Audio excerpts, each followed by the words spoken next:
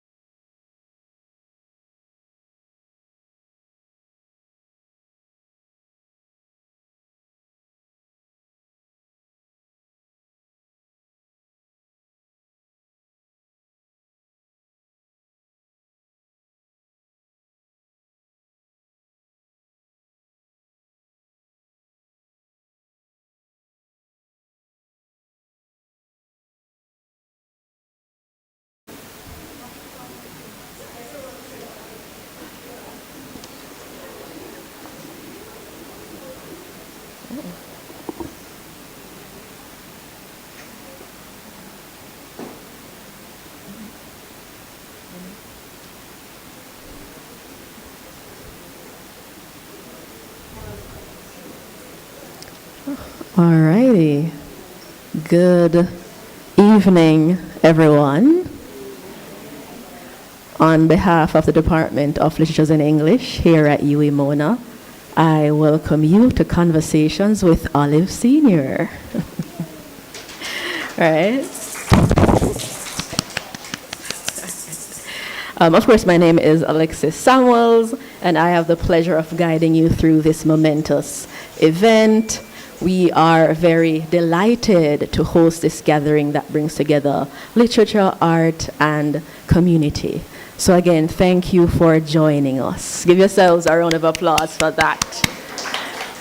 All right, but to begin in the right spirit, we will first open our program with a special blessing from Kasike Nebronriks Kaiman, the Yukayeke Yamai Guani Kasike, which translates to the chief of the Jamaican hummingbird Taino people. Please give them a warm welcome.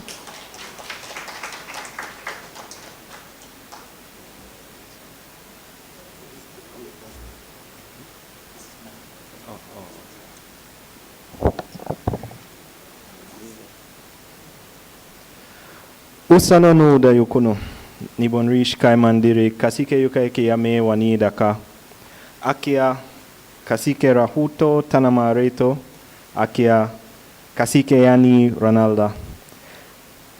Ikonye wakia yaka wamun waperitano akia waelino. What I said in Island Arawakan is, greetings my relatives, my name is Nibonrish Kaiman, or Kalan, I'm chief of the Jamaican hummingbird Taino people. With me is our daughter Tanama Reto and chieftainess of our community, Ronalda Pearman. We're going to start with a call to the ancestors. In our tradition, whenever there's a gathering, this is one of the ways that we seek permission from those who are here before and honor them in a good way. So I invite you all to join with us. So we will start with facing the east, and I will speak in Wahiani, Island Arawakan, and then in English translate. So for those who are comfortable doing so, I invite you to stand and can face the east along with me.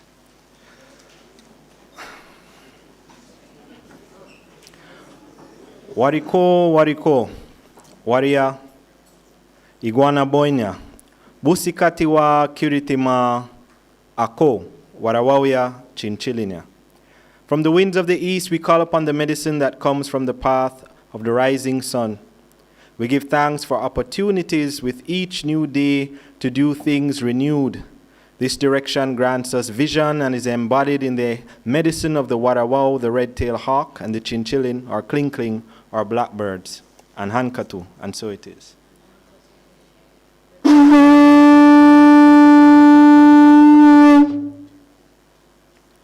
Turn to the right, facing the south. Wariko, wariko. Waria.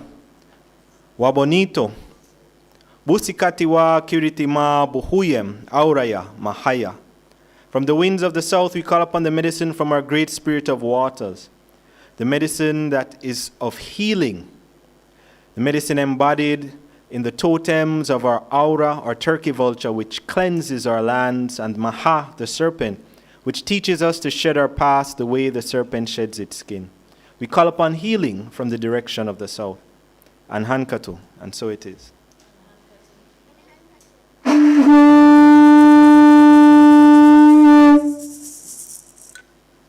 We turn to the right, facing the west. Wariko, wariko, waria, soraya, koebe, makitari, wayaba, busikatiwa, kiritima, okamatina, Buyiria, Mukaroya. From the winds of the west, we call upon the medicine that comes from where ancestors rest, that comes from where the sun rests, the direction of the west. From this direction, we call upon the medicine of Okamatina. Okama in Wahiani, Island Arawakan, is to listen. And from listening, we receive understanding, which is Okamatina. So we call upon understanding from this direction, which helps us to navigate the dark paths in our lives, the dark moments, the moments of uncertainty. And it teaches us that it is through listening to those who've gone before us that we'll be able to navigate these paths, embodying the medicine of the owl, embodying the medicine of the bat, and hankatu, and so it is.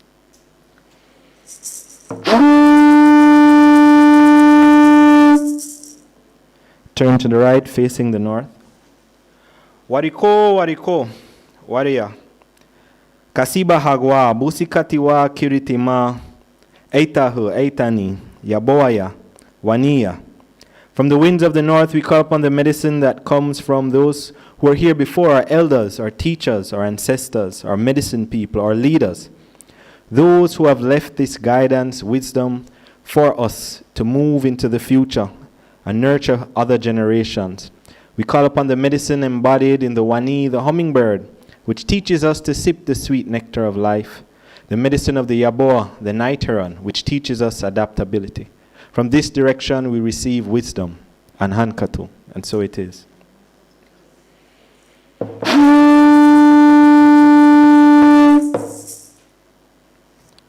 Facing the center, inviting those who can to touch the earth. Wariko, wariko, itiba kahubaba, apito suimako mona wakar atabera. Mother Earth, we give thanks to you for an opportunity to connect. You who nurture us, you who carry us, we give thanks and hankatu.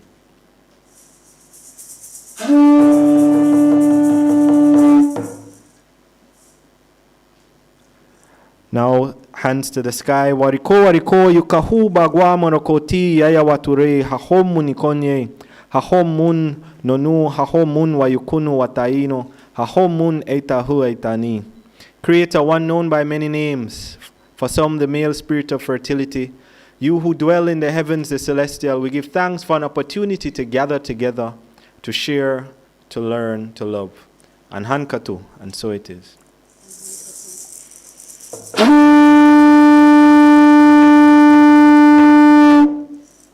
And finally, your hands over your heart. I give thanks to you all for the medicine that walks with you, for the ancestors that guided you to this place, for your sharing and presence is medicine as well. And hankatu, and so it is.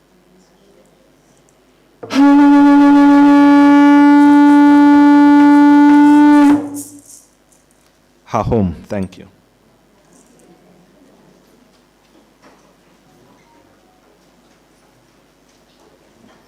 Thank you so much, Kasike, for such a profound blessing, right? So, of course, I must say welcome again. I speak for myself, and I dare say I speak for all of you when I say what a privilege it is to be here and to center our upcoming discussions around Olive Senior's latest work, Paradise Once. Olive Senior is the award-winning author of 20 books of fiction, non-fiction poetry, as well as children's literature. She was the Poet Laureate of Jamaica from 2021 to 2024 and has received numerous awards and honors, including the honorary doctorate from the University of the West Indies, Jamaica, as well as the York University in Canada, the gold medal of the Institute of Jamaica, and Canada's Matt Cohen Awards for Lifetime Achievement. And we cannot forget about the OCM Bocas Prize for Caribbean Literature, as well as her works being widely translated and taught across schools within and outside of the Caribbean diaspora. So quite a remarkable career here. And tonight, we find that reminiscent of the farmer persona in her earliest work of poetry, Talking of Trees, Senior grips her tool, her new novel, and says, "This is." And so we make history here, this convergence of story and artistry, as we honor one of the most enduring voices within Caribbean diaspora literature. And carrying this sentiment forward, I now invite Dr. Lisa Tomlinson, Head of the Department of Literatures in English, to deliver the opening remarks.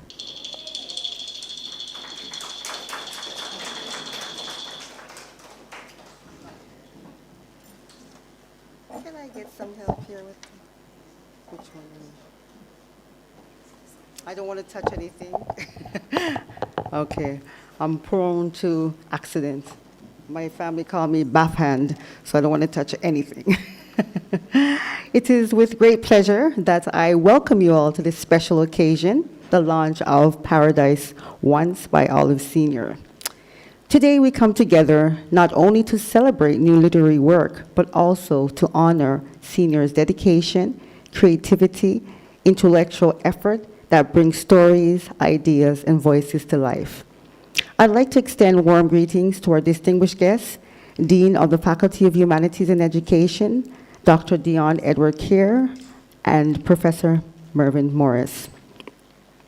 Please also join me in giving a warm welcome to Olive Sr., our special guest this evening. We are truly honored to have you with us. And to our faculty, staff, students, and virtual audience, welcome. At the Department of Literatures and English, we believe in the transformative power of words. Books are more than text. They are carriers of culture, memory, and imagination. In Paradise Once, Olive Sr. masterfully embodies the role of a cultural carrier to illuminate the richness and complexity of Caribbean identity. As a character in her short story collection, The Pain Tree, implies, there's a difference between those who inherit the land and the ones who already possessed the earth. This distinction lies at the heart of Senior's storytelling. Her new novel take up this charge with power and sensitivity, preserving and reimagining the memory of the Taino people and affirming the true belonging rests not in succession alone, but in ancestral connection and lived continuity. We are especially excited about this launch as it coincides with our West Indian literature culture, our West Indian literature course, which is taught by our very own Dr. Alexis Samuels, where Olive Sr. this year is our featured special author. This alignment provides our literary and creative students, and indeed all aspiring writers, the invaluable opportunity to meet and engage with her in person. What better way to bridge the generational gap by allowing students to encounter the writer behind the words that have shaped their studies? The department would like to extend our deepest congratulations to Olive Sr. for this remarkable achievement. Come on, With Paradise Once, Senior extends her literary style with its refusal of excess, displaying an eco-poetic and ethnographic attentiveness. Considering the state of the world in which some would prefer to revise history than recollect it, this novel is timely and necessary, embodying her characteristics, blend of restraint and revelation. It is quietly insistent, historically grounded, and deeply humane, a testament to Senior's exceptional contribution as a writer and cultural custodian. To our guests, students, faculty, and friends of literature, thank you for joining us this evening. Your presence here today highlights the importance of nurturing and celebrating literary voices. It is now my great honor to invite you all to engage with Paradise Once, to reflect, to discuss, and to celebrate the joy of reading. Once again, welcome and thank you for being a part of this memorable event.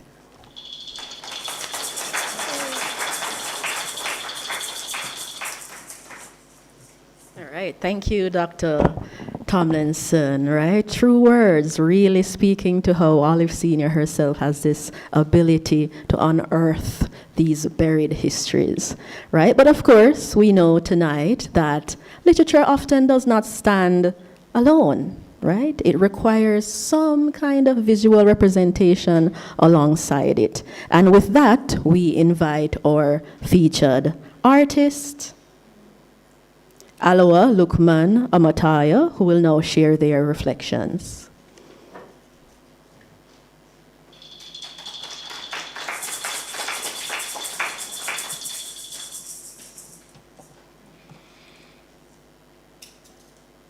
Good evening, everyone. Permit me to stand on the existing protocol. My name is Alao Lukman Omotayo. I'm from Nigeria. It is an honor to share with you the journey behind my work, a journey rooted in heritage, resistance, and enduring power of art. And my artistic paths begin, And my artistic path begins with metals, a material that is both unforgiving and eternal. Much like history, it helped me to honor metal hold memory. In my body of work, I bring together imageries from tiny people of the Caribbean and the Yoruba tradition of West Africa, the two powerful ancestral lines whose visual languages continue to resonate deeply across the world. As a cultural diplomat for over 8 years in Jamaica, a researcher and diaspora artist, I find echoes of shared memories and resistance in both cultures. The Taino Zemi, the spiritual figure once carved in stone, speak to an indigenous cosmology rooted in earth and spirit. The Yoruba Orisha, with their intricate symbols and sacred stories, carry centuries of resilience, divine order, and cultural wisdom. Through my art, I aim to bridge this visual world, connecting them in sculptural form that speak to survivor, identity, and continuity of spirit across the ocean.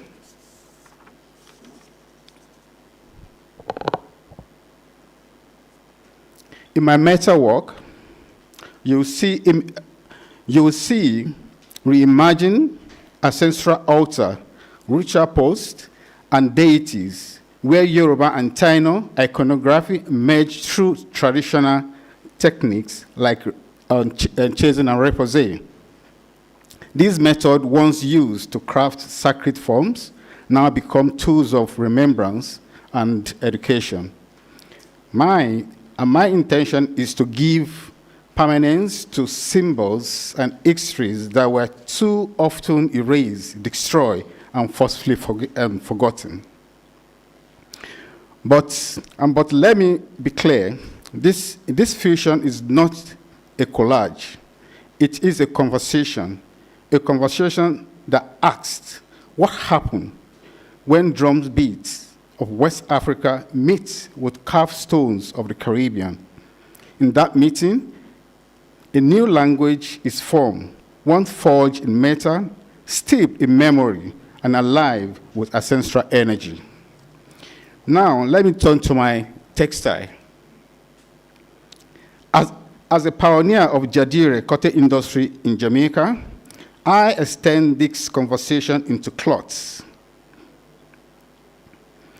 In my textile series, I made tradition adire resist technique deeply rooted in Yoruba heritage with Asian Taino motif honoring the intertwined African and indigenous roots of Jamaica.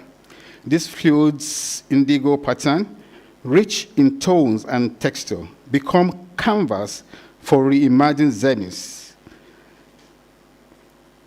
and spiritual symbols. Motifs once etched in stones now revived through cloths. And by embedding this sacred form into fabric, I reclaim narrative that were silenced and evoke the presence of ancestral who still speak through the symbols and story. This work reflects Jamaican layers heritage, where African memories meets indigenous spirits.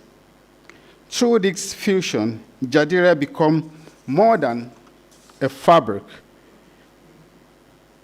It becomes a living archive of identity, resilience, and artistic reclamation.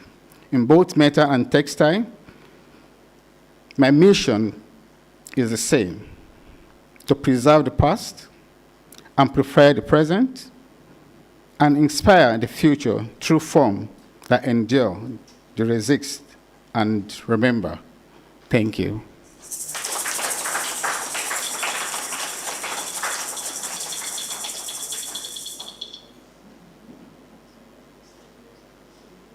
Thank you so much for that. Real reminder of art and textile in and of itself has that ability to link us beyond generations, beyond borders, right? And right now, speaking of which, we have to think about Caribbean literature itself, right? Resting in the hands of not only the present generation, but promising students, the young generation who carry the conversation forward.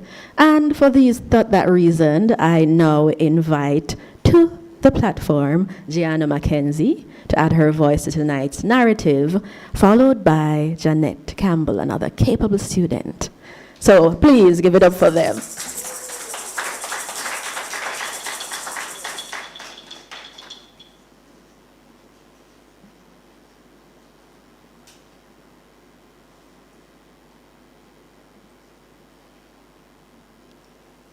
Hi, good evening, everyone. I'll be reading one of Olive Senior's poems, Pull of Birds.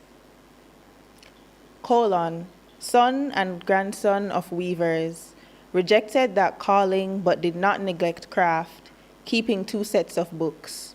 On his first voyage, landfall receding, where was Japan? He sailed on, praying for a miracle to center him in that unmarked immensity, as warp to woof.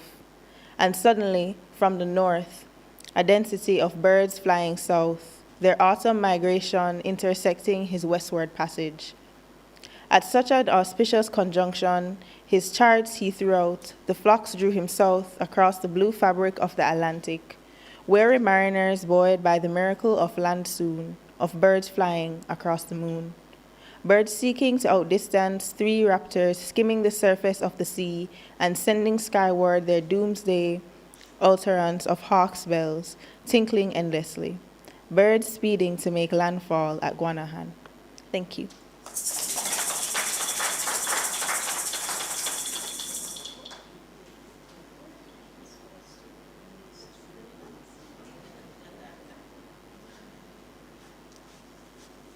Yes, hello everybody. I'm always a student. I'm always learning.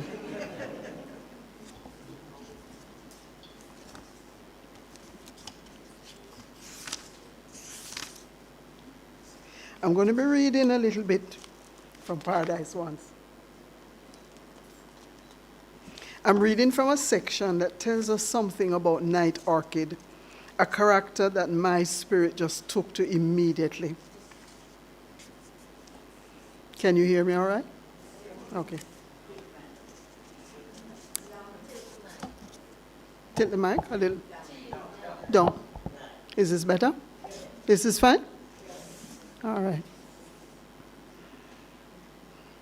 Look, I need to talk to you about something. Corncob paused and adjusted his headband, buying time, then looked back at the workshop where a shadowy night orchid could be seen in the gloom of the hut.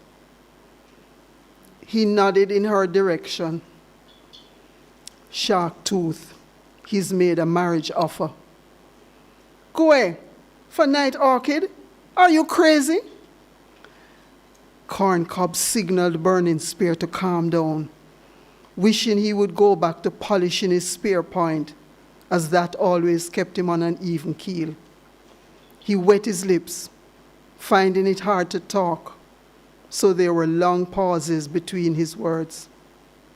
It's a very handsome offer. The thing is, you know I'd like to keep her here in the workshop, to keep the family line going. We are renowned by now. She'll take over one day. It won't be easy to find her a husband who will want to move here. You know our women go to join their husband's family.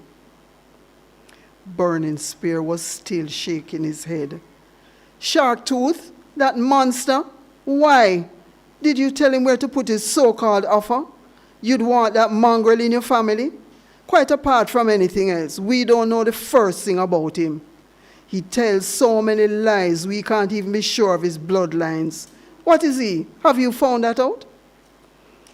The cacique has approved it, Corncob said quietly. So there's nothing I can do. Yes, he has certainly wormed his way into Ron Swiftly's ear. Besides, he's not exactly poor. Burning Spear looked at his skin with something like horror. So you would sell your niece to that witch, that imposter, that... Corncob looked miserable. Come now, that's harsh. You know how it is. My sister's children are of our blood. So as their eldest uncle, I am in charge of bringing them up, finding them mates, just as my wife's eldest brother is in charge of bringing up ours. I have a responsibility to make the best match I can for Night Orchid, all Pebbles' children. You know, Bright Star is already spoken for and will be moving to her husband's village. Night Orchid is, well, Night Orchid is special, you might say. Finding her a husband won't be easy. Have you told Pebble? Not yet. That's why I'm sharing this with you, cousin. I need your help with that. You know what my sister is like. Burning Spear laughed and held up his hands. No, not me. I am not going anywhere near Pebble with this, nor Mockingbird. You know they feel as I do about that man. Anyway, why now? She hasn't even seen her first blood. Sure, it will be 2 or 3 years before she can marry, but we will be looking for offers at the first solstice ceremony after she has seen her first blood, which might be soon. But I don't know why now. Burning Spear took up his stool and resumed buffing his point as Corncob ruminated. Why Night Orchid? I don't know what the attraction is. Our skills have given prestige to the family over the years. We are Owl Clan, yes, but we are not amongst the highest rank. Everything we create in the workshop belongs to the cacique anyway, and we are grateful for whatever he returns to us. Corncob turned to look at the workshop where his niece could barely be seen. Look at Night Orchid, a skinny little thing, sweet and hard-working, but shy. No womanly airs about her. Not yet anyway. There are other far more attractive girls in the village closer to marriage age. I've really been turning this thing over and over in my head. But I can't go against it if it's our chief's wish. I tried to talk to Ron Swiftly, but he refused to discuss it. But Night Orchid with that Anki, every day since he arrived, I've asked those who fawn over him, what is his pedigree? What are his bloodlines? Where does he come from? No one knows. Corncob, you cannot let it happen. With that, Burning Spear stood and put his tools in their leather bag. His smile on arrival replaced by an angry scowl. I'd rather commit murder than let that man have his way. Corncob stayed seated and opened his palms in supplication. What can I do? Burning Spear started to walk away, but turned back. Only one man can help you. Have you talked to Candlewood? Not yet. I'll ask Ibehiki to consult his emis on this matter. No one can go against whatever the gods decide, not even the chief. Corncob smiled as he rose and went up to Burning Spear and put his hands on his shoulders. Thank you, cousin. As ever, your mind is as sharp as your points.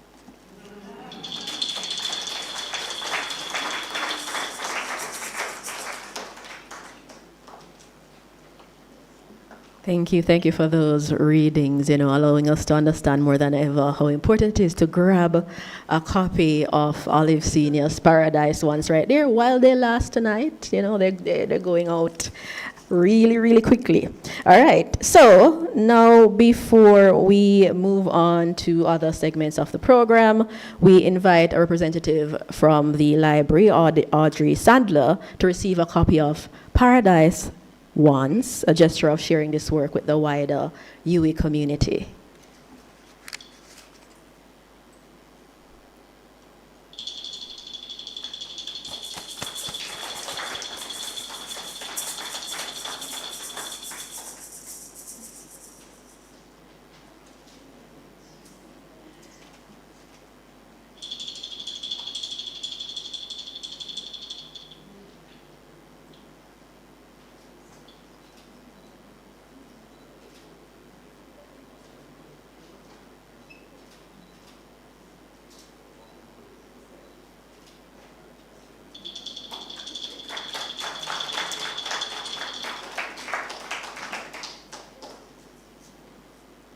Let us now take a moment to relax and be swayed by sound. So once more we invite the Cacique and his family to come forward and provide a musical performance for us.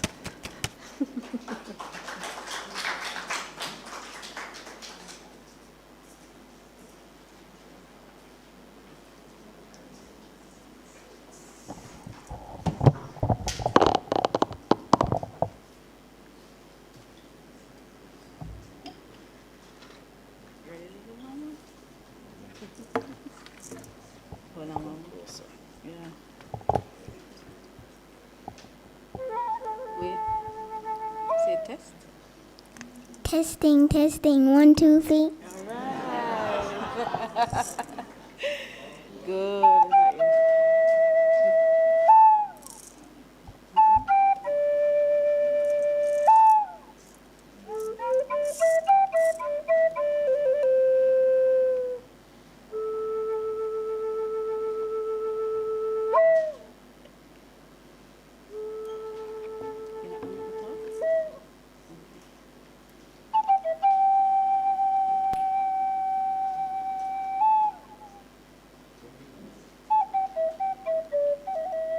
Hold on, Mama. Come to this side. Mabrika. Mabrika means greetings.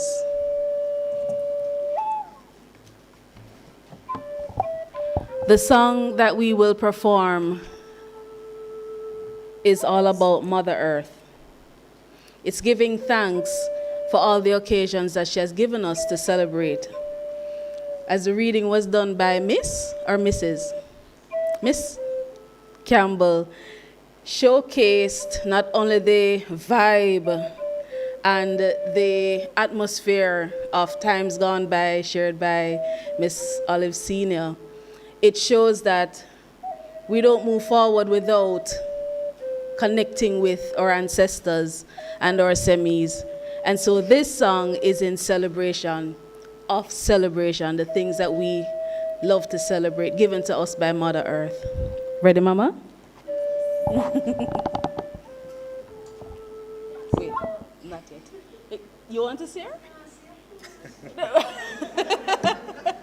It's the mic, it's the mic.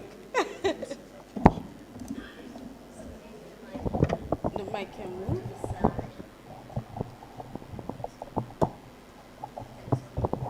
All right, come here now. All right, I think it's, there we go. Bomatum. Yeah, good job. Nice. Bomatum. Atabe. Busika. Awetu. Bomatum. Atabe. Busika. Awetu.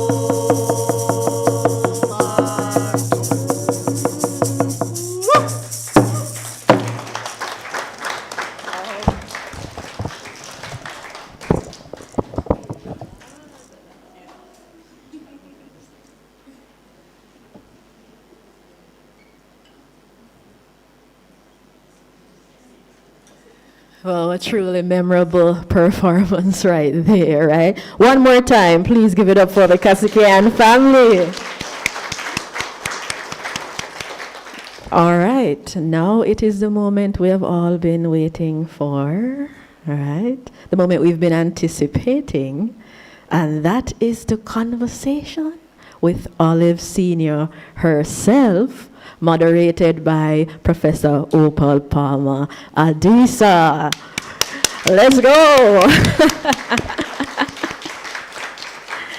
Yeah, you may have you take a seat right here.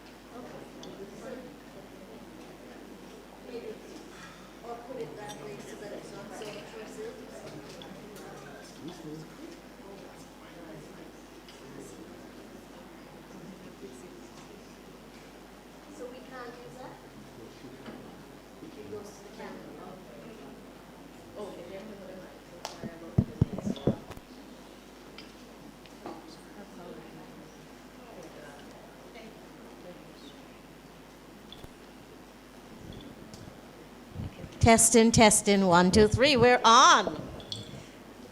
So Lisa, you're going to make sure that I keep within the time frame. I have a whole lot of questions, and you know, Olive knows that we've been trying to do this interview for years, but it's not that today. We're going to focus on the text. So are we ready? Yes? All right. So I'm going to start off with one general question. You have described yourself variously as a writer of poetry, fiction, nonfiction, as well as someone whose writing is deeply rooted in cultural research, oral tradition, and historical scholarship. Can you tell us how these different impulses, the creative, the scholarly, and the cultural, come together for you in your life and work? Well, thank you. I don't really think of them as different. I sort of live what I consider a seamless life, where everything I do feeds. Sorry.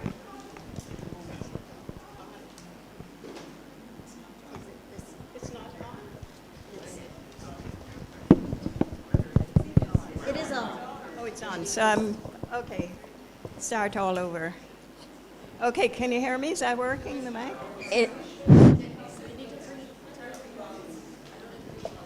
I grew up in rural Jamaica. I have a very loud voice. do. You do. Go ahead. No, with the mic. Go ahead. Well, I'm not sure how to hold. Maybe a little closer to your mouth. Maybe a little closer. Okay, is that better? This is very distracting, actually. I've forgotten the question. But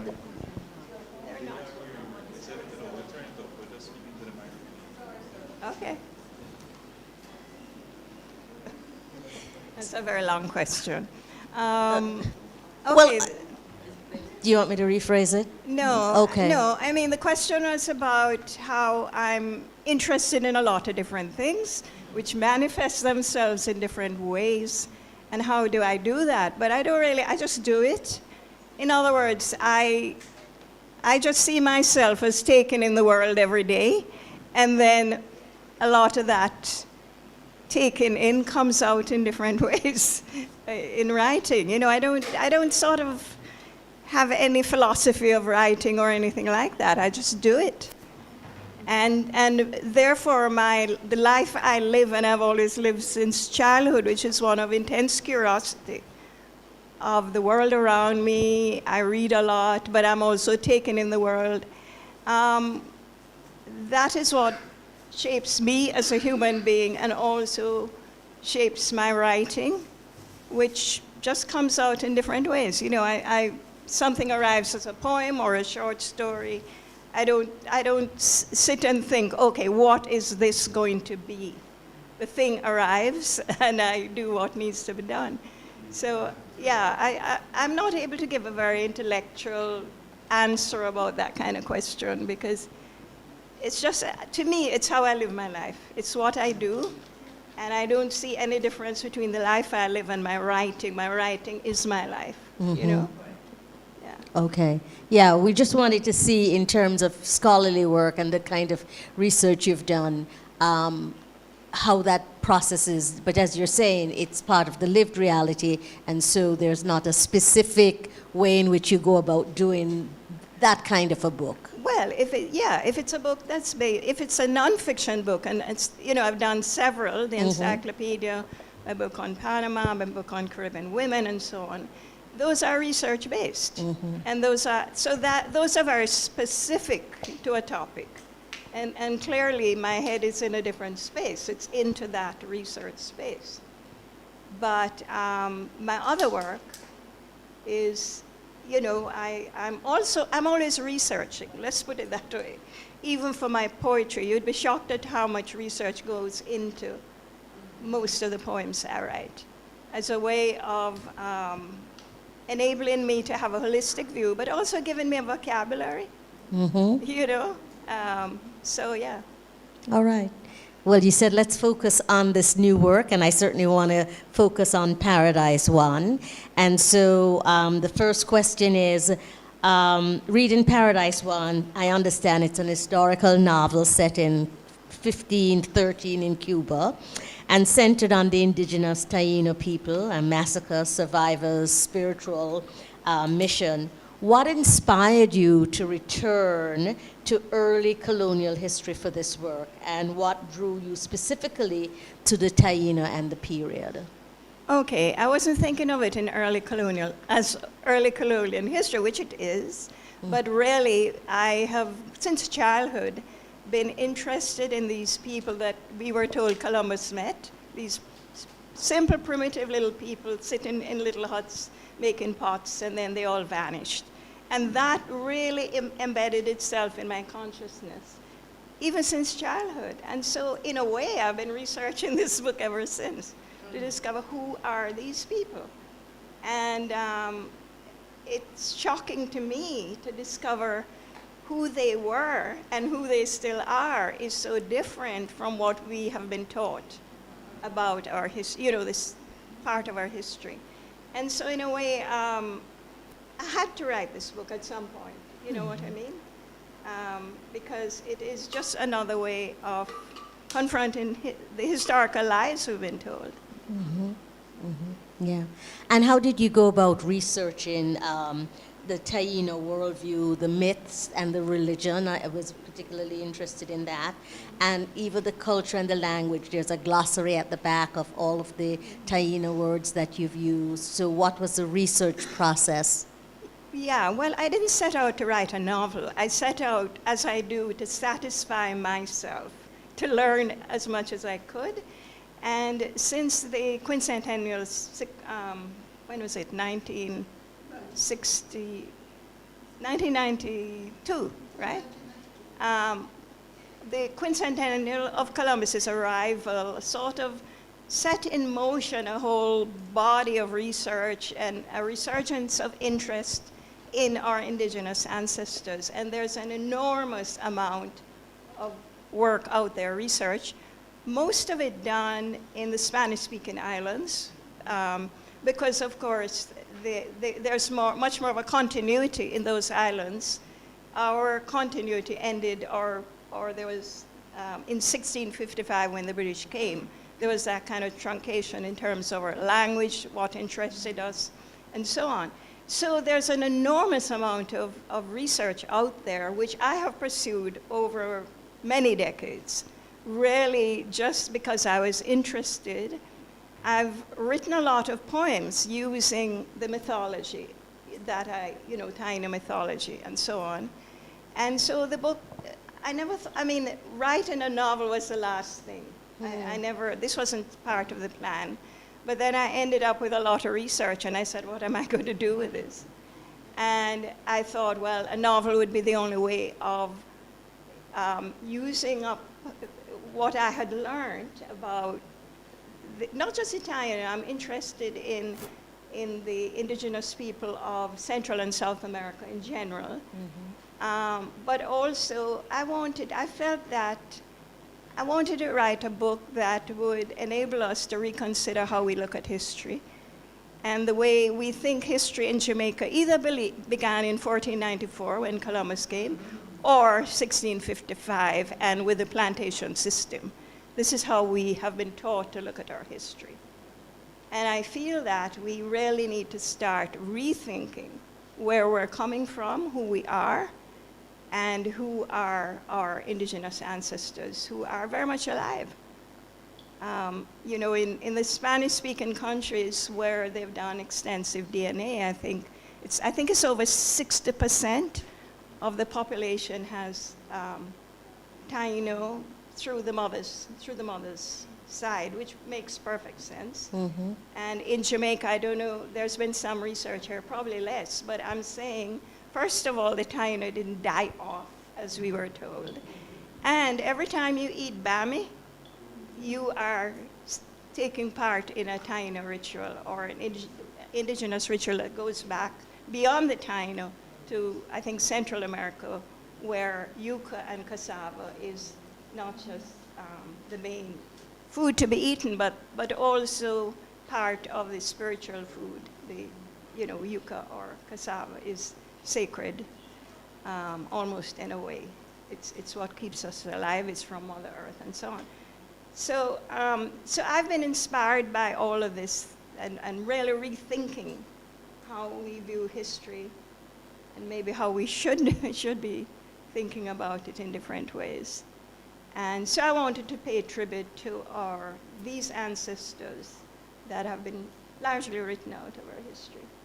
Yeah, thank you for that, because as you say, so many lies we've been told and taught, and I remember also being told that these people were died out or decimated. And I don't remember when Peter Abrams' View from Kubaya came, and that was the first time I read that there was a connection between African and the indigenous people, and I thought, wow, it really forced me to rethink this whole history that we've done. But the question I want, and you started to talk a little bit about it, has to do with, there's a lot about the worldview, the myth, the religion of the Taínos, so their cosmology, their sacred bundles, the semis, and it plays an important role. And that for me is really important because, you know, African cosmology in some ways, not in some ways, in many ways have been maligned. So how do you negotiate the line between historical fidelity and imaginative reconstruction? You know, what is the poetic or novelistic license necessary to do that? Yeah, well, I hope I haven't taken too much license. You know, I have tried very hard to be true. I've tried to tell the story from the perspective of the Taino, and therefore that embodies their worldview, which is, you know, it's a world where there's no separation between nature and human, the living and the dead, and so on, which is similar in some ways to African yeah, and sacred and also secular. Traditional cultures. So a lot of what takes place in the novel, obviously it's an imaginative recreation, but I tried as much as possible to be true to the information I had learned from what scholars themselves were saying, and where we didn't know much about the Taino, because, you know, they didn't leave a lot of themselves behind, other than what is found in the middens and their bones and their artifacts, carvings, and so on. So what I did, if I wanted to speak specifically about something, and I couldn't find any of that in what had been written about the Taino, I looked at the nearest indigenous group that they might have been connected with, because it is believed that they came from Central America, the region around the Orinoco, that region, and there are living indigenous people there today. So in some cases, I then looked at what the practices were, or the buildings, or, you know, to try to be as specific as possible. So I really tried to be as accurate as possible. But it is a novel, and you know, I use this is where a novelist has it over the historian, because the historian has to be absolutely true to what they discover. Whereas I can take that and I can create characters and incidents to give life to that historical information, which is what I hope I've done in the novel.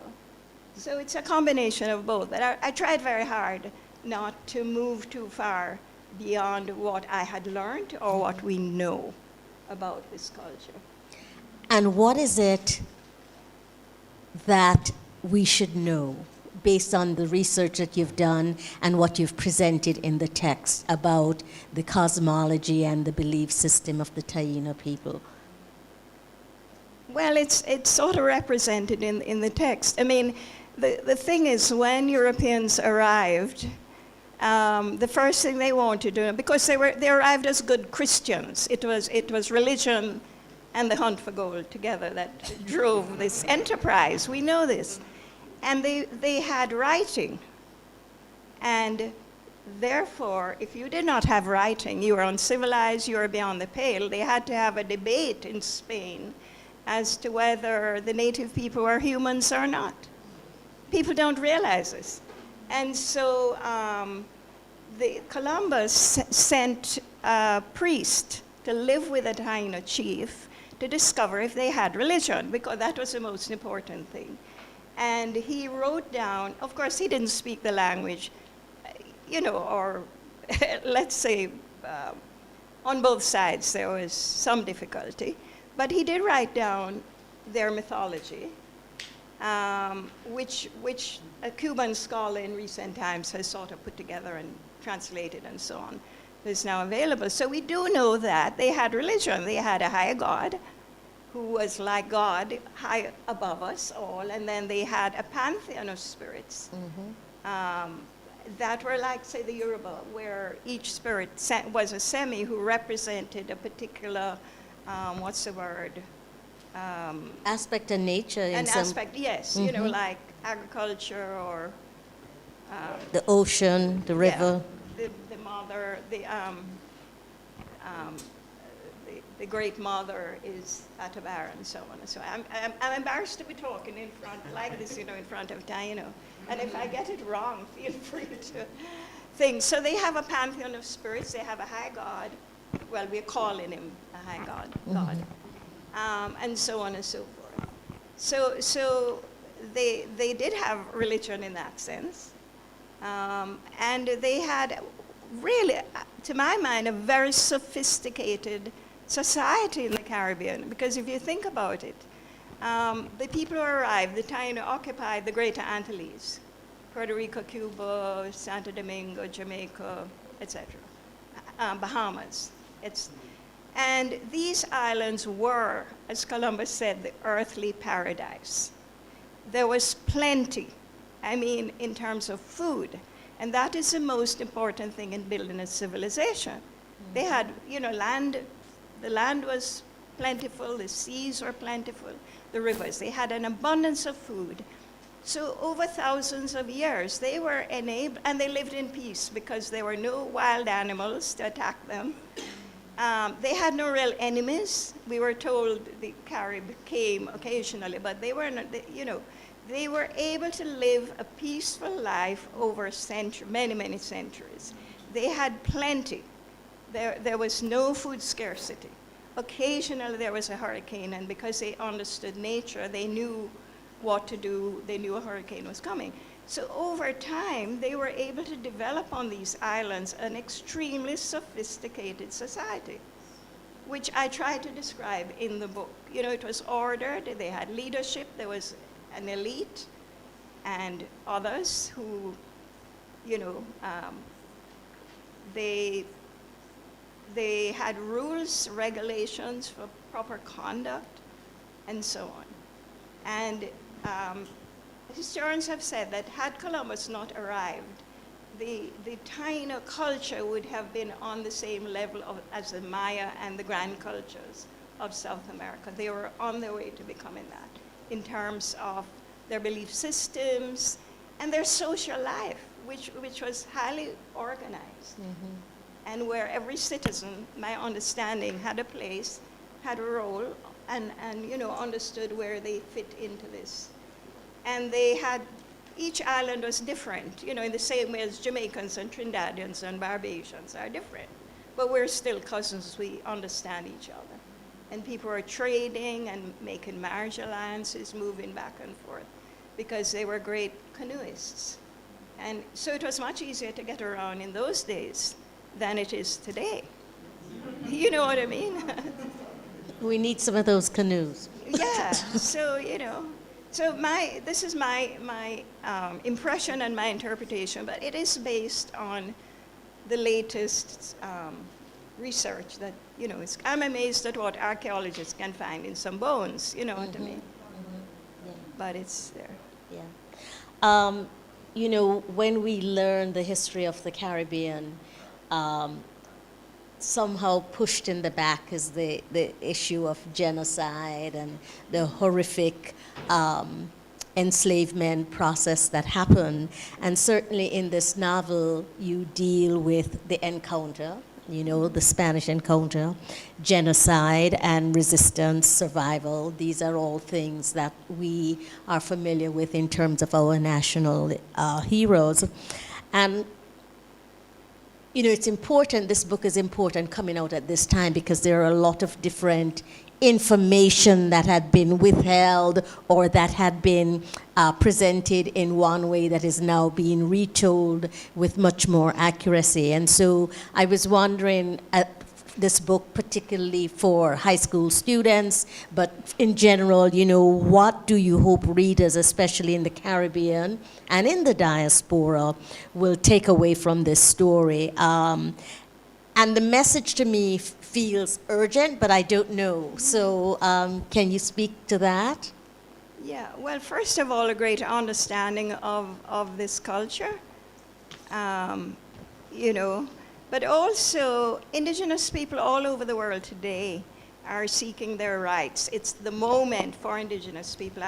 In Canada, Indigenous people have really taken possession of who they are and are sort of forcing renegotiation at every level, whether legally, politically, and so on, and are making a major contribution now to arts and culture and so on.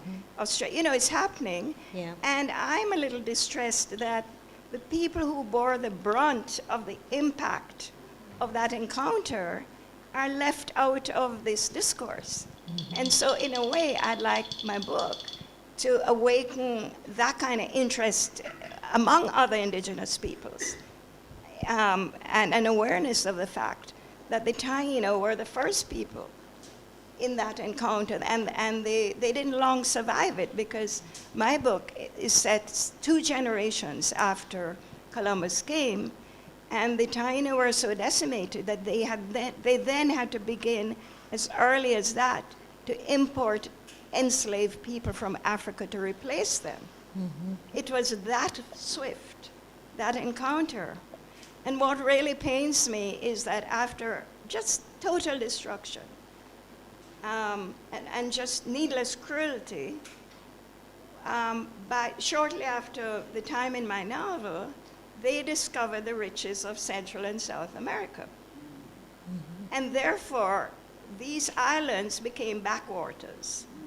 They were destroyed for nothing, really, because they didn't have that much gold, which, you know, they provided cassava and wood for shipbuilding and so on. But they were then more or less neglected because the conquerors moved on to a much more lucrative part of the world. So it need not have happened, if you know what I mean. That is the part that pains me, that it was for nothing, this total destruction of a culture and a people. I mean, some people survived, and I wanted to write a book that that leads us to the present. And so the earliest Maroons were both the Taino who survived and took to the mountains, along with the earliest Africans who came in the 16th century, who also took to the mountains and united. So, you know, this is a start of Maroon culture. So I wanted to end my book on a positive note, although it's, you know, it starts off with a massacre, an actual event in a village, where a total village was massacred, and my novel is about 4 survivors. But I'd like to think that it gives us hope that out of this darkness, there are always people who are seeking light, and that, you know, this is what we should take away from, you know, from just what's happening in the world today, everywhere. Yeah. Well, I think it does give us hope, and certainly one of the things you do, which is important, that continuity, and that, you know, you give us sekou, I don't want to give the book away for those who haven't read it, so that you give us the thread that Africans came and they bonded, they're part of the survival, and that's how the Maroons started. So that's a perspective of history, certainly in the Anglophone Caribbean, that we seldom get. As I said, the first inclination I had of that was in Peter Abrams' A View of Kobaya. So you give us that, and I think that's important, because I do think our young people and all of us need to understand that when we came here, we met others, and we forged and formed a bond with them, who taught us the land, who taught us how to make bame and to take out the poison and that kind of stuff. But when I initially saw the title before I read the book, Paradise One suggests a resonance with Paradise Lost, Milton's book. And to what extent did you have Milton in mind, or more broadly the notion of lost paradise? And do you see your novel in dialogue with that? With Paradise Lost? Well, not exactly, though. Having been brought up and having an English colonial education, you know, I can't get that Paradise Lost out of my mind. But it really wasn't. What was in my mind is the fact that Columbus did say this was paradise when he came to the Caribbean, you know. And so it just seems to me that, you know, first of all, I wanted to use the word paradise because it's also very, it has a lot of resonance today in how our islands are marketed to tourists and so on. So you have to question, you know, then I'm not going to put words into, I mean, I'm not going to say anything about this. But if you start thinking about how we're still selling paradise, but is it paradise anymore? You know what I mean? So I wanted to use the word paradise, and of course once, you know. Yeah. Yeah. As you say, it's part of our colonial education, so certainly Milton's Paradise Lost was in Lost, there. yeah. But I also was thinking about Toni Morrison's Paradise, which comes to mind here in your title. And so did Morrison's work, or her treatment of the idea of paradise, lost community, influence you either directly or indirectly? No, not really. To be honest, I really wasn't thinking of that. Okay. All right. I'm going to do one more question, and then we're going to open it up for those who I'm sure have a lot of questions for Olive, maybe not directly for this book, but around her work in general. What are the challenges of writing, and maybe challenge is not the right word, but the challenges of writing a dialogue, speech, and language, worldview of a people whose voice are rarely preserved in written form? And so we have the dialogue in the book, you know.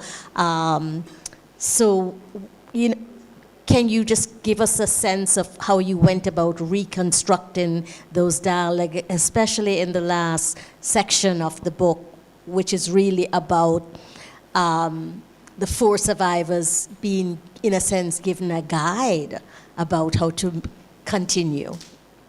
Yeah, well, to me, if I'm writing fiction and I create characters, they arrive with their voices and their dialogue. In all my books, I've done this. I don't even have to think about it. If I know the character, I know how the character is going to speak, you know?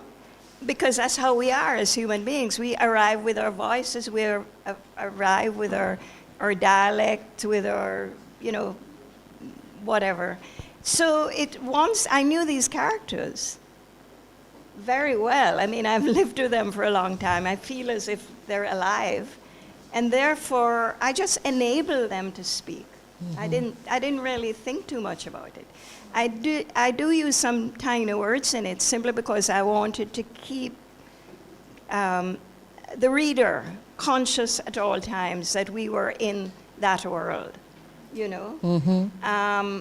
But I wasn't trying anything special. I was just enabling these people to talk in the way I hope they would have been speaking to each other, you know, at that moment in time. Mm-hmm.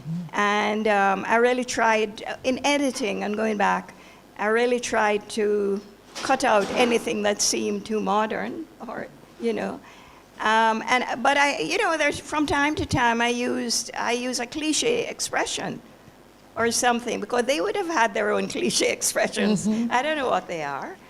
So I didn't really find that too challenging, but you know what? It's up to you, the readers, to tell me what you think, how it comes across to you, and whether it feels real, you know, which is all I want, that it should feel genuine and authentic and not contrived and so on. Yeah. And my final question, which is a really raw, is that, you know, the survivor, and in a sense the bringer or the continuity of the culture, is a young female who, in fact, I don't think she has gotten her, yes, she did. The destruction, the genocide was simultaneous with her first blood. And so, again, I just, you know, wanted, in terms of how were you positioning, that was a kind of matrilineal society, but how are you positioning young women and young girls as being the carrier? You know, she carried the sacred object, and then she is part of the four that is going to be leading this new transformation and dealing with the encounter. Well, one of the things that struck me was the role of women who had, you know, a major role to play. These are not, as far as I can tell, second-class characters. And I mean, the four characters that evolved just came out of, they just arrived with themselves. And I sort of like the character of the girl because, as in mythology, she's born with a deficiency. You know, she has, what do you call it? She has fits. What is the technical term? Right. Epilepsy. And she's cured. So that's quite often the hero in any mythology is born with something that makes them not imperfect, not perfect. And so she is born with this, in a way, a handicap, but she's cured, and in a way she is invested spiritually, I think, as part of that process of being cured. And I sort of like this character. She evolved because she's a busy little girl. You know what I mean? She's a carver, which is unusual to be a woman. But she has a great deal of inherent wisdom. And at the end of the book, the four characters are given new names as part of the process. And I was trying to find all these names, and it turned out that I gave her a name which I think exists in history. Yes. As, you know, there is already someone with that name that she was given. So in a way, I like that kind of intuitive continuity, if you want to call it that. But I want, all the characters are different and represent different aspects of the things I wanted to talk about.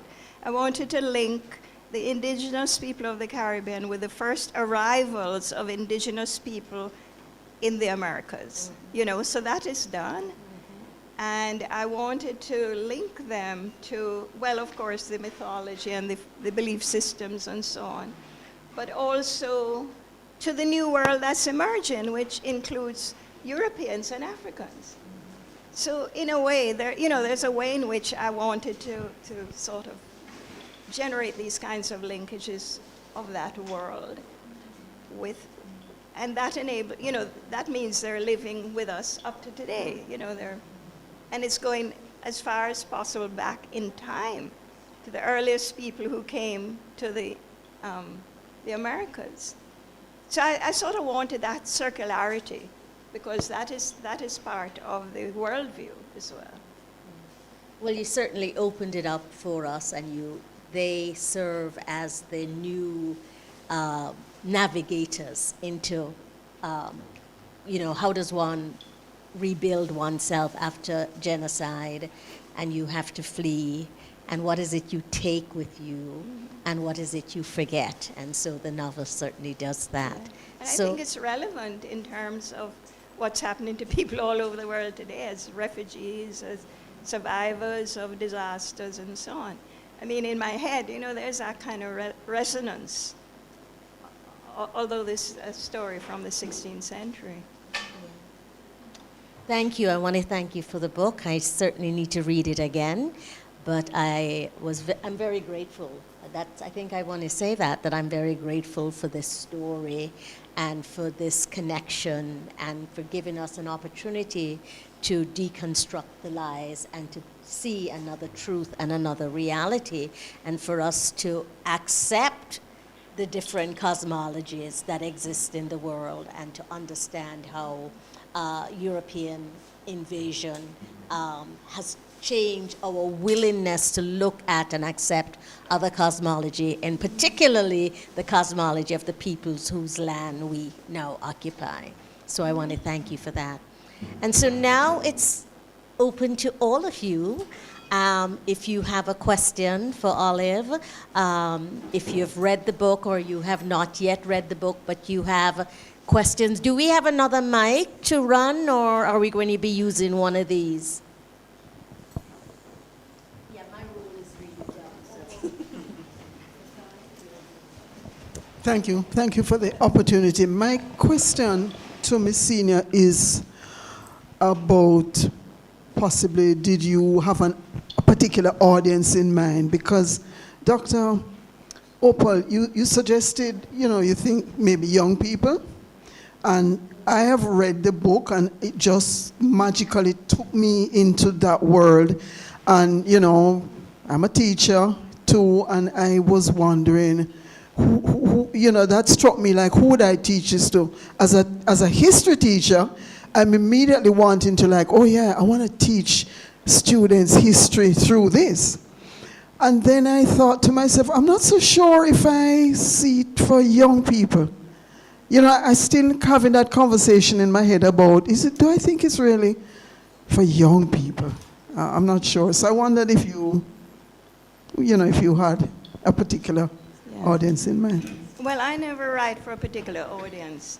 You know, I've learned, like, even with my poetry books, it never occurred to me that they'd be taught in schools and that children would enjoy that. You know, and you put the work out there, and it's out there for whoever. I mean, the thing about this book, though, is that the leading characters are all very young. The girl is just 11, 12. The oldest one is 18. There are 4 young people in that age group. And therefore, one would think that the book would be interesting to people in that age group.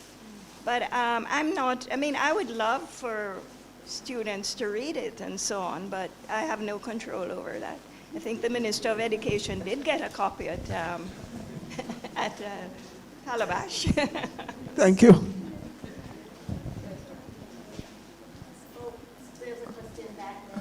All right, but yeah, I'm coming. Okay, go ahead. Olive, one question is, you just mentioned that when you knew the character, you know how they would speak. How did you determine their motivations? Well, I mean, to me, all of these things go together. The motivation of the 4 characters at the start is just survival. It's just to flee. But they are, in fact, being controlled by higher powers. You know, they're being herded towards a destination and a destiny. And their motivation is always survival, if you're in that situation. But at the same time, I'd like to think that they change over time, they mature over time because they're interacting with each other and are thinking about, what is happening to them and so on. But I don't think of motivation separate. To me, it's part of who the characters are and part of the development of the story. The story has a certain impetus going forward. And people meet people and things happen. So, I don't think of it as something, I don't sit there thinking, what is the motivation, in other words.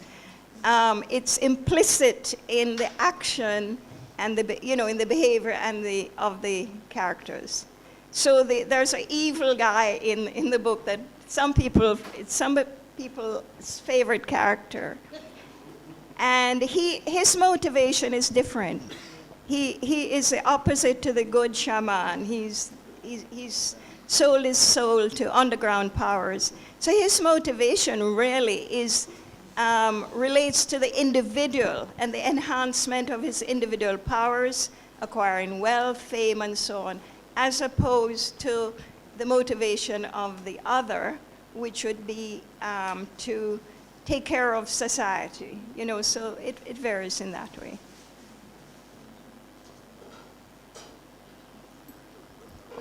Okay, you have a question. All right. I might have to cut in first because we have a question online from a student, Danielle, who would like to know, what will your main advice be to an undergrad student of literature who wants to be a writer but is not decided on what kind of literature to specialize in the future? Yeah, what kind of literature to specialize in the future? So apparently perhaps prose or, poetry. But yeah, genre, they're not quite sure. If you're interested in writing and literature, I would say read everything. You don't start off specializing. You start off acquiring knowledge as much as possible, then a specialization will occur to you out of that vast body of knowledge you've acquired. I'm not a teacher, so I'm not the best person to ask these questions. Yes. Apart from the fact that you said that you have been that you have been researching the Taino, Arawak, Mayan, etc. people for a long time. Apart from that fact, how long did it take you to write this particular work? I hope I wouldn't be asked that question. Okay, I started writing it quite a while ago. And the thing is, there's an author's note at the back which says is that I made many, many attempts to write the story. And in fact, I wanted to set it in Jamaica, in a maroon community. Because I'm saying, why am I setting this in Cuba?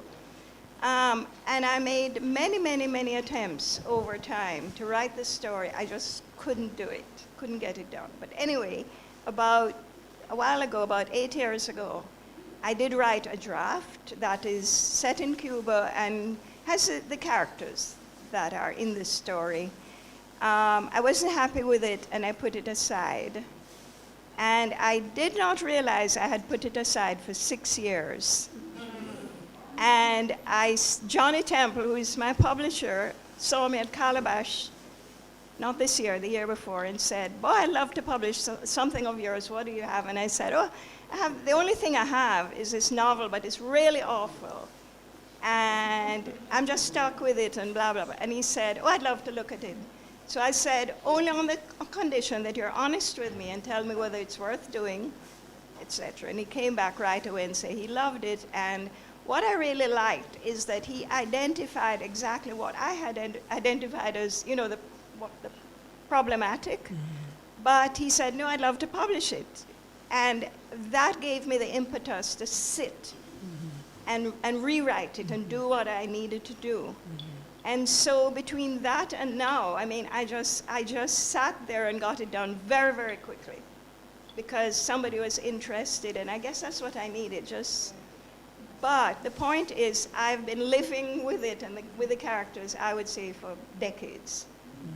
And because in all my attempts to write, the characters that are in this book, apart from Saku the African, are the same characters that kept recurring in my consciousness. And I kept trying to place them here, there, and do different things with them, and they did not want to do any of these things. And in my author's note, I point out that I kept going back. It had to start with the massacre, because in all my reading, the description of the massacre in this village by Las Casas stuck in my memory, in my mind, to a point where the only way I could get rid of it was to write about it, because he talks about the slaughter. It was like cattle, the blood running like cattle being slaughtered. It is so dramatic. And I just had to start in that village. And so, so there's a way in which you can do all the research and do all the reading, but there are maybe higher powers speaking, within you, forcing you to do what you have to do. So, yeah. So this version of it didn't take me very long, but it's based on many, many, many attempts to write it. Which also answers my query as to whether you are writing this and writing other things at the same time. Yeah. So your answer, you seem to have answered that. Well, this is unusual because normally I am doing several things at a time. I find if I'm writing fiction, I'm also doing poetry. But in the case of this book, I was busy. I was also poet laureate. So I concentrated on this book alone. I have done no other creative work, simply because I didn't have the time. But normally I would be doing everything at the same time. Yeah. Sure, whatever. Thank you. I just wanted to know, in your opinion, what are maybe three novels by Caribbean or Jamaican writers that you think everyone studying Jamaican or Caribbean diaspora literature should No, read? don't ask me that. Or just some of your favorites? I'm going to get into trouble because I know all of these people. I'm not answering this question. Furthermore, my brain is such right now, I can't even think of a single novel. Or something that you were reading while you wrote this that you felt was kind of in conversation with it? My brain is kind of... No, I mean, I'm not trying to evade. I am trying to evade. That's preventing me now from thinking of even one title. I'm sorry. If I think... Yes. Thank you.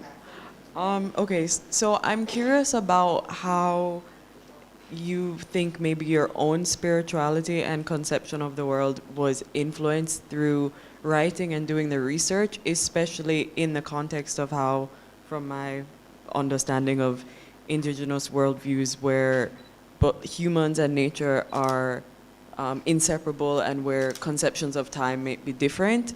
So how, in doing research on that and in writing and kind of living in this world while you're working on it, how that might have impacted your perspectives on reality, especially when the colonial and post-colonial education systems teaches us, and the English language teaches us a worldview that is so different from indigenous worldviews. Well, my worldview isn't too far from the Taino, to be honest, in the sense of I have a very close connection to nature.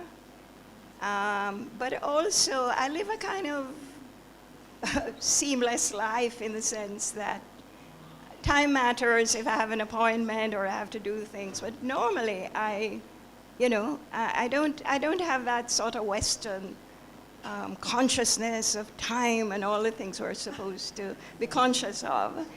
Partly because I grew up in rural Jamaica, where my consciousness was shaped by living in a very isolated place for the first, my first few years. And therefore I lived in nature. I mean, that is still embedded in my consciousness. And also I just grew up to a different rhythm, and so it's very hard for me to fit into a lot of the requirements of modern life because, it's hard, yeah. But I try, So in other words, I didn't feel uncomfortable writing about that world or writing about the connections people make with ancestral spirits or with other spirits or so on. It's not part of my own belief system, but it's something I'm conscious of and I respect, So I didn't have a problem with that. Thank you.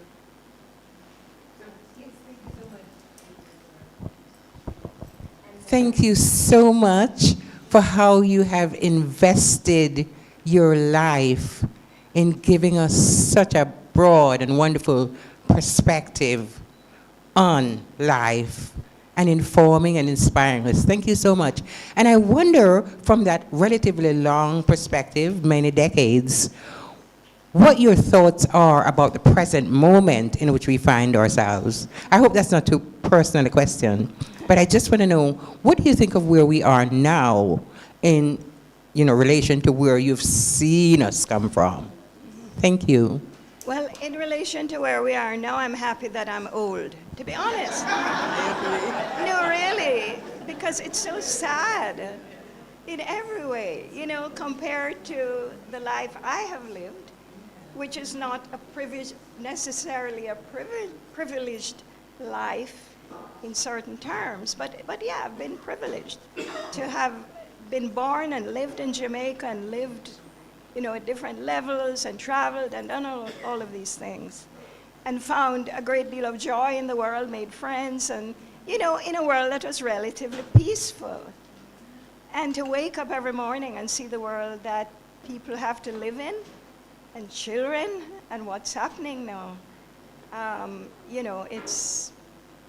yeah, it's sad, and I'm really sad for the young people coming up into this world, and what you all going to make of it, in other words, I grew up in a world, even in Jamaica, where we never locked our doors at night. Even Jamaica, as an example of how it was such a peaceful place up to a certain point in time. And that enabled us to develop in a particular kind of way. And I really, I try hard not to really think about what's happening. Could I ask one question here? And it's really, has the cacique been able to read your book yet? And may I ask what your reaction was to it? Thanks for that question. I'm too afraid to ask it. I believe it was well written. It touched on a lot of things that is very poignant in the resurgence now, and I see that she really did do a lot of research, and the ancestors wanted this work to come through her. I found it interesting that it was set in Cuba, and when I was asked to come here and do the blessings, I said to some of the community, who in Cuba has read the book? And I saw that she got approval from Jose Barrero and some others from Cuba as well, the Taino community there. And as I read and was getting more involved, it was very emotional, because a lot of what was done with the paper genocide of our people, Paradise once writes us back into history. The concept of please. The concept of where, for us in our community in Jamaica, that they started to erase us, is this narrative that when the British came in 1655, that the Spanish released the enslaved. And for some reason, people forgot that there were Taino people here that were enslaved. And from that point forward, that narrative continued. And you've given me an opportunity to thank her again, because it's the second time in this space that there has been a book published, and the book launch is in this space, and it started with an ancestral blessing. The other was Boyanani's A Taino Girl's First Adventure by Leslie Gale Atkinson Swaby. So, I appreciate the ancestors, working through you. So thank you again.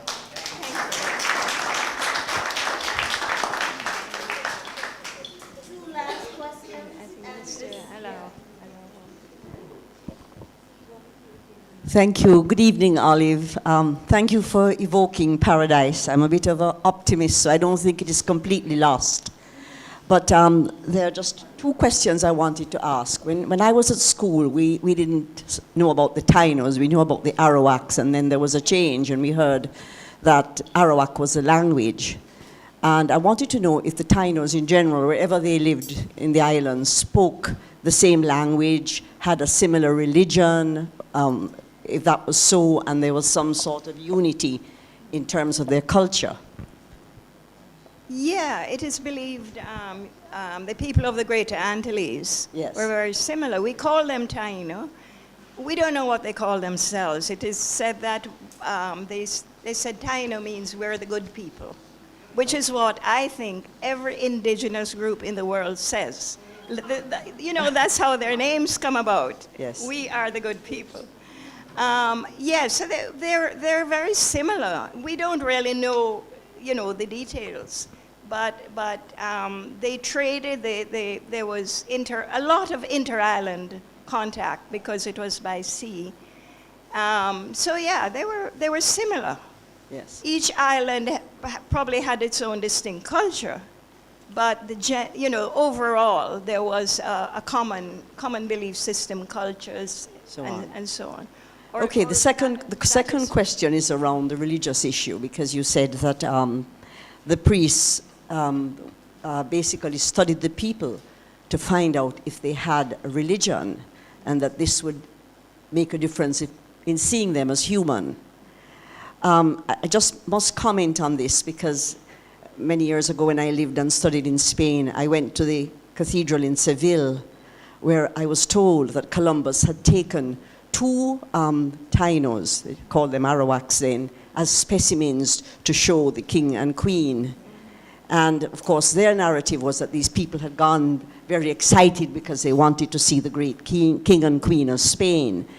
But the question around this is, having studied them and having found out that they had a religion, did that make a difference in them seeing them as human beings? Or was their God a lesser God and a defeated God? So, you know, how did it really pan out? Humans, if they were converted to Catholicism, that is what made them human. Okay. And in fact, it wasn't just two people taken to Spain. Many Taino were taken to Spain. And there's a novel called Taino by Jose Barrero, which purports to be the diary of one of these men who went to Spain with Columbus and then made his way back. And it's very interesting. Yes. Yes. Perspective, you know. Well, the last thing I want to say, Olive, it's a comment, because I think in this novel you have given voice to these people, and it is a history that shows that we didn't start with defeat and enslavement, that there was a civilization that existed. And that's not just for the Tainos, it's for those of us of African ancestry, Indian ancestry, and all of us who came in a way as indentured or enslaved. We had a history before the history that was written. So thank you for that.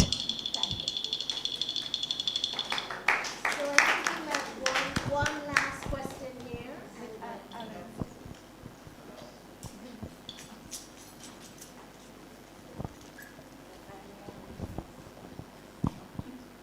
Okay, yeah, good evening again. My question based on what is your view, or what are your view during your research about Taino? The reason why I'm asking this question is that when I was making my research on Taino images, that is Zenith, and started creating most of those images you're seeing up there.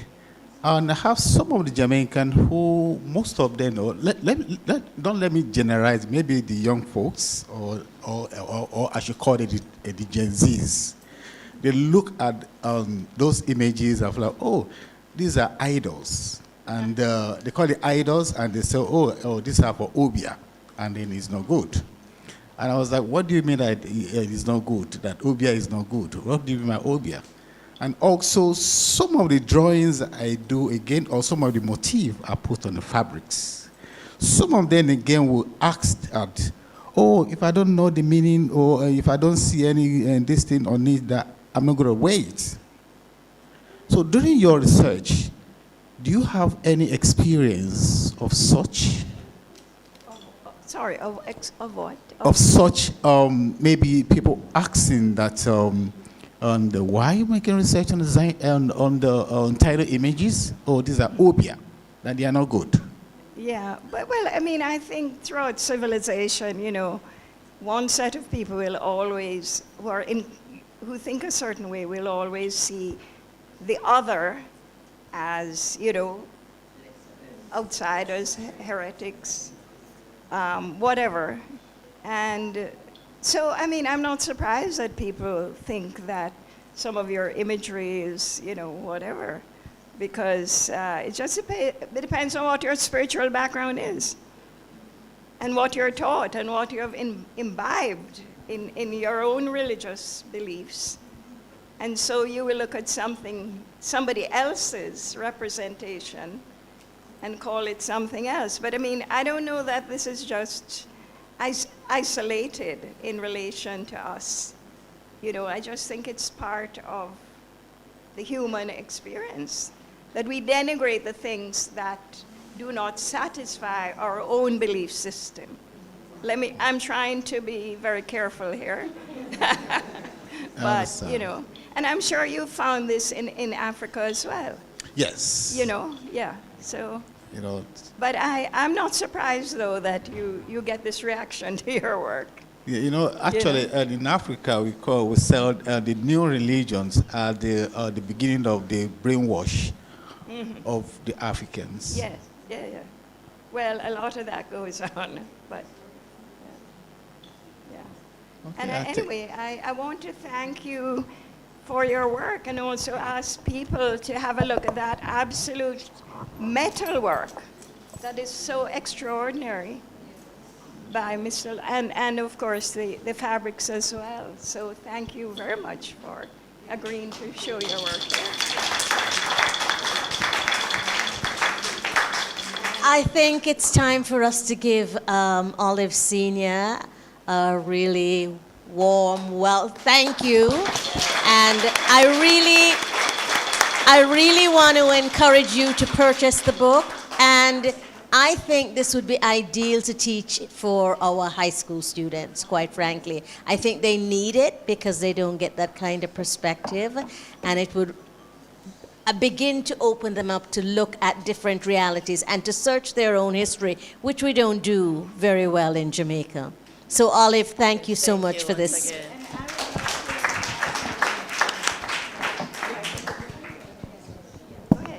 No, well, I just wanted to thank the cacique and his family for honoring us, blessing us.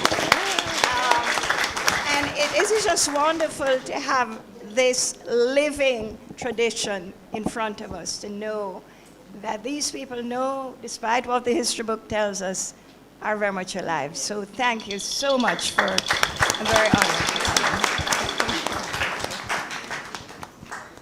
I just wanted to add to what was shared by Professor Opal, that not just high school, you can start as young as kindergarten, 4-year-olds, 3-year-olds, but you read it to them as stories. And so the older they get, they will ask questions.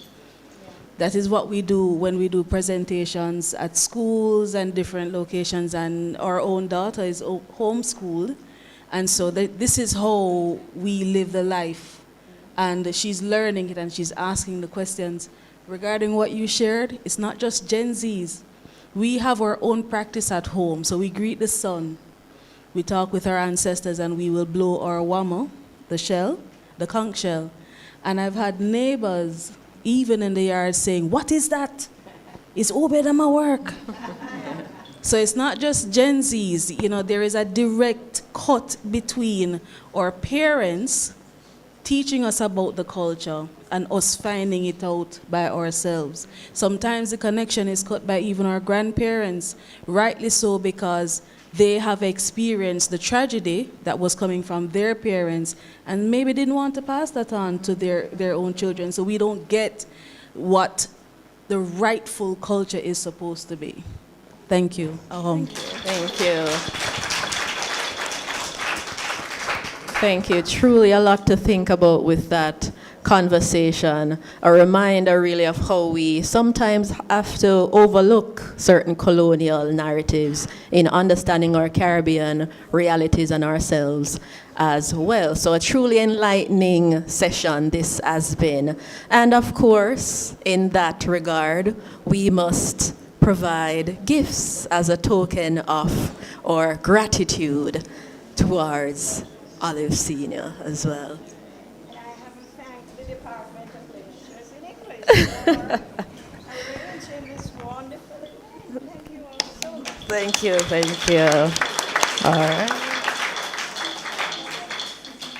So I call Dr. Lisa Tomlinson forward to present a gift to Olive Senior.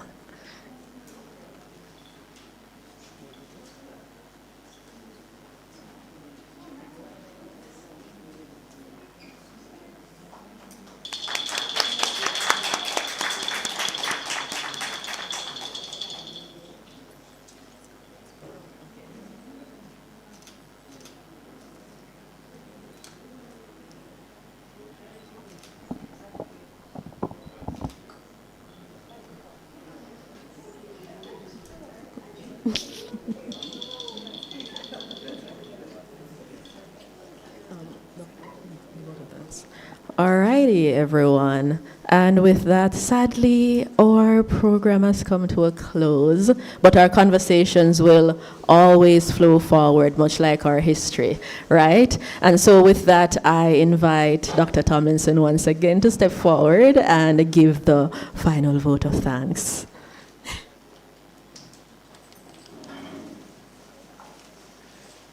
Okay, I'll be very quick because we're going to have beverages and food.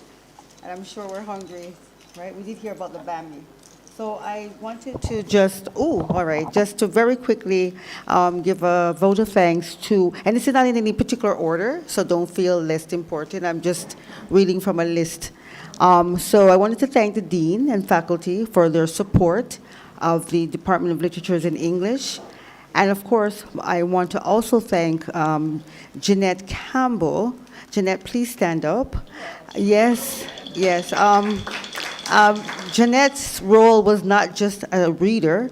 In fact, Jeanette was very instrumental in working with the department and reaching out to the department and giving us this opportunity to host the launch. And she played admin, reader. She was even not the cook, but other things that made this night possible. And I also want to thank Kazik and his family for the opening and also for the entertainment. Thank you very much.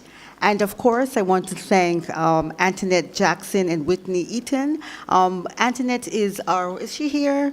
She doesn't like to be seen, but I'm going to show her up tonight. She was also very instrumental in working with Jeanette. She did a lot of organizing in terms of the catering, and Antoinette is the admin staff, but she went beyond that. And also Whitney Eaton she's our lecturer in the department, and she also went beyond that. She did the graphics, so the beautiful flyer, the putting together the program, and so much more. So I want to thank them for that as well. The department staff. I also want to thank Gianna McKenzie. I don't see her here. Are you still here, Gianna? Okay, she had to leave. The student reader. And just to say that Gianna is our poet laureate because she had won the poetry slam or clash earlier this year. So thank you, Gianna, for reading. It's very important that we involve our youngsters or young people in events such as this. And I want to also thank Aloho, Lumand Moteo for your art, for allowing us to feature your art alongside the literary work of Olive Sr.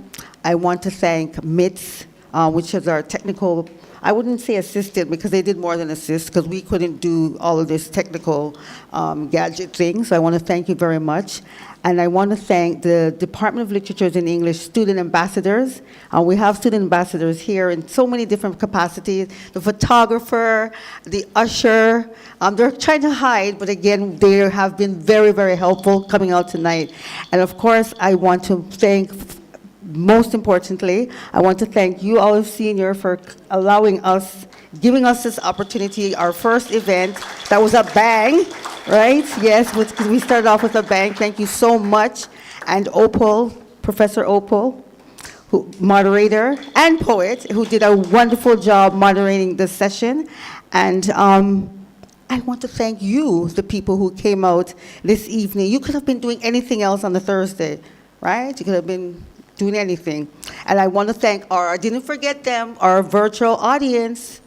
Hey, turn around and say hi, virtual audience. Where do we say hi to them, right? All right. And have a great night. Enjoy the food. It should be good. And beverages. And hopefully you'll keep in touch with us. We'll be having more launches, film screening, and just lit is lit, right? Take care.